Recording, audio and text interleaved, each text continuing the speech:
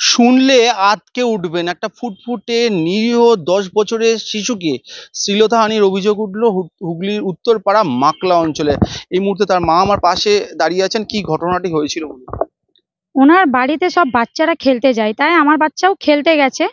ওটা রোজই হয়, ওনারও বাচ্চা আমাদের বাড়িতে আসে। কিন্তু উনি 5-6 দিন ধরে আমার মেয়েটাকে টর্চার করতেন, ভয় দেখিয়ে রাখতেন। যেহেতু ওনার ঘরে কাল বিকেলে হয়েছে যে ওনার বৌমা খুব জোরে চিৎকার করছিল, আমি ভাবলাম বাচ্চারা খেলছে, মনে হয় কোনো বদমাশি করেছে। আমার ছোট মেয়েটা 1 ঘন্টা পরে এসে বলছে, মা তোমাকে একটা কথা বলবো। আমি বললাম, হ্যাঁ বলো। সে বাচ্চারা খেলছিল, তখন আমার মেয়েটা এসে বলছে যে চাচি বকেছে দিদিকে। আমি বললাম কেন? বললো ওর দাদু ওপরে গেল, দিদিকে ইশারা করে ডাকলো, তো দিদি চলে গেল। আবার পরে বললো যে আমি তোর মাকে বলবো না, তুইও বলবি না, চলে যা। তারপরে আমি ওর বাড়ি গিয়ে জিজ্ঞেস করেছি যে মেয়েটাকে বকলে কেন? বলছে না না কিছু না, মেয়েটা তোমার বদমাশি করছিল তাই জন্য বকলাম। তারপরে নর্মালি আমি চলে এসেছি। 10টার দিকে আমি মেয়েটাকে তুলছি যে ওঠ বাবু খাবার খাবি। মেয়েটা ভয় ভয় চোখে তাকিয়ে খুব কাঁদছে। দিয়ে আমি বললাম, কি হলো বাবু? আমি তো কিছু বললাম না তোকে, তুই কাঁদছিস কেন? দিয়ে বলছে, আমি বললে মা তুমি মারবে।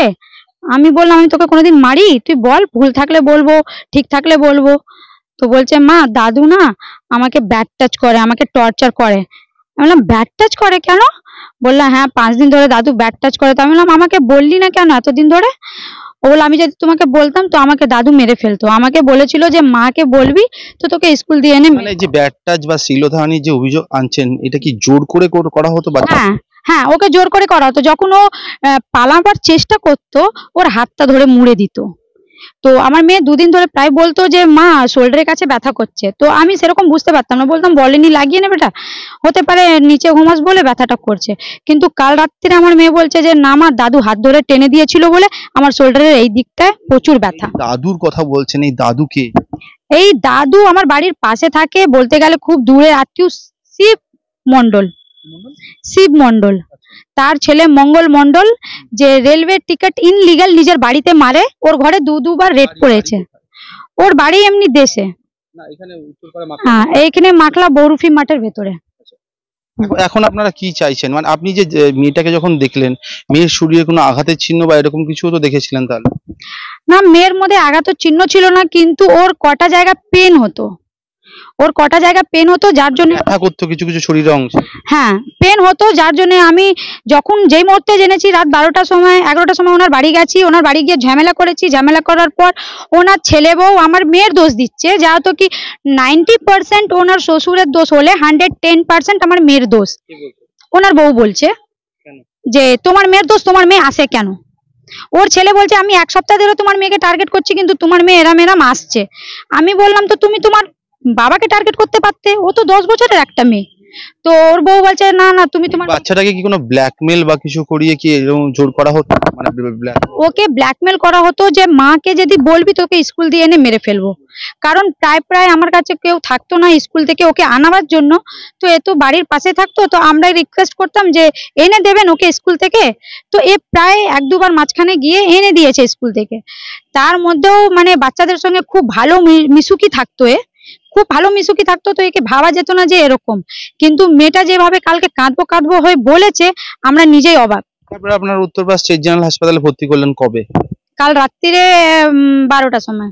এখন কি চাইছেন আপনারা? আমরা চাইছি যে এরকম একটা জিনিস হয়েছে, এর মধ্যে একটা স্টেটমেন্ট নেওয়া যায়, এইসব লোককে কুপিয়ে মেরে দেওয়া হয়। কারণ তুমি তোমার বউকে বিহারে ছেড়ে এসে এখানে ছোট বাচ্চার উপরে হাবি হচ্ছ কেন? প্রশাসন ব্যবস্থা নিক সেটা চাইছেন? হ্যাঁ প্রশাসন ব্যবস্থা নিক। আমি তো আমার পাড়ার কাউন্সিলরকেও ইনফর্ম করা হয়েছে রাত্রিরে, খোকন মন্ডল, ওনাকে ইনফর্ম করা হচ্ছে। উনি বলেছেন যে আপনি হসপিটালে যান, তারপরে ওইখান থেকে থানায় ডায়েরি করে দেওয়া হবে। কিন্তু আজ বিকেল হয়ে গেছে, থানায় যাওয়ার পর থানায় শুনছি কোনো ডায়েরি হয়নি। আপনারা থানায় জানিয়েছেন ব্যাপারটা?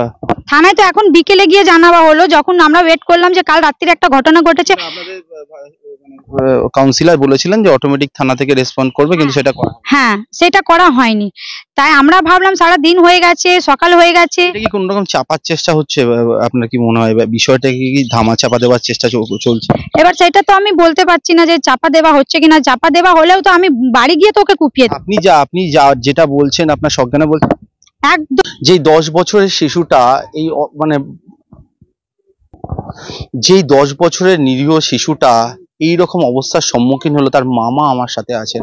কি হয়েছিল, কি জানতে পারলেন, কিভাবে জানতে পারলেন? ব্যাপারটা আমি সকালে ঘুম থেকে যখন উঠি তখন আমার বোন ফোন করে যে দাদা এরকম এরকম আসির এরকম ব্যাট টাচ করেছে, লজ্জায় কিছু বলতে পারছে না। এবার লাস্টে দেখছি আমার মা, বৃষ্টি পড়ছে, মা আমার ভাইজি ওরা বেরোচ্ছে। বললাম তোরা যা, আমি আসছি বলে আমি বললাম আসবো না। ফের যখন দেখলাম এমার্জেন্সি হয়েছে, বোন ফোন করছে দাদা শিগগিরই আয়, তখন এসে দেখছি যে হসপিটালে ভর্তি আছে। যে ওর পাশের বাড়ির লোকটা ওর সঙ্গে খুব নোংরামো করেছে, আজকে 5-6 দিন ধরে চলছিল।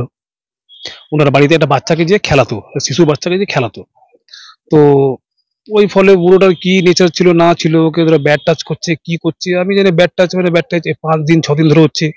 এবার আমার ভাগ্নিটাও তো বলা উচিত বাড়িতে। এবার আমাকে, ও কেঁদে কেঁদে আমাকে বলছে যে, আমি বললাম তুই তো তোর মা বাবাকে আমাকে তো বলতে পারতিস, সকাল থেকে তুই 10 বার বললি যে মামা কোথায় মামা কোথায়, তো তুই আমাকে বলতে পারতিস তো। বললো মামা আমাকে খুব ভয় পাইয়েছে কি তুই স্কুল থেকে আসবি তোকে মেরে ফেলে দেবো তুই। ইভেন ওর মানে এই বুড়োটার যে বৌমা, উনিও দেখেছে ছাতে গিয়ে যে এইসব করছিল, তখন ও ভয় খাওয়ালো তোর মাকে বললে বলে তোকে চিড়ে ফেলে দেবো, বলবি না তোর মা তো। সব উৎসবে, সব পার্বণে, সবার মনে, সবার প্রাণে Chowdhury gold and diamond, Uttarpara থানার বিপরীতে। মারবে এরকম ভাবে। ওনার বয়স কত জেনে জানার যার বিরুদ্ধে? ওনার 55। আমি তো দেখিনি এখনো দেখিনি। আপনি তো নিজে একজন পুলিশের স্টাফ, কি বলবেন? আমি কি বলবো, এইসব লোককে তো আগে, এইসব লোককে তো সমাজে একদম ব্যবস্থা নেওয়া উচিত। এটা কারো সঙ্গে হতে পারে, একটা বাচ্চা সঙ্গে এরকম করা। এখন আপনারা কি চাইছেন? যেটা বিচার, তো কি বিচার, তো এইসব লোককে তো আমার মনে হয় সমাজে থাকতে দেওয়া উচিতই না, বাইরে করা উচিত। Thank you. আচ্ছা হ্যাঁ, আমার নাতনিটা 5 বছরে আমি দোকানে পাঠাই, আমার তো এটাই ভয় লাগছে যে এটা কি হবে। কি বলবো, এরকম ওর লজ্জা আছে? এরকম একটা বাচ্চা মেয়ের সাথে বুড়ো বয়স, ওর দাদু লাগে, ওর লজ্জা আছে একটু? হ্যাঁ, নিজস্ব দাদু। মা শারদা হাসপাতাল হুগলি জেলার অন্যতম সেরা হাসপাতাল। এখানে সুলভে ডায়ালিসিস, এক্স-রে, প্যাথোলজি, সমস্ত রকম রক্ত পরীক্ষা, ইউএসজি, সিটি স্ক্যান করা হয়। এছাড়াও এখানে শিশু বিভাগ থেকে শুরু করে মহিলা এবং সমস্ত রোগীদের বিশেষজ্ঞ চিকিৎসক দিয়ে চিকিৎসা করানো হয়। এখানে মেজর এবং মাইনর ওটি করা হয়। আজই এই সমস্ত সুবিধা পেতে যোগাযোগ করুন 03326745678 এই নাম্বারে।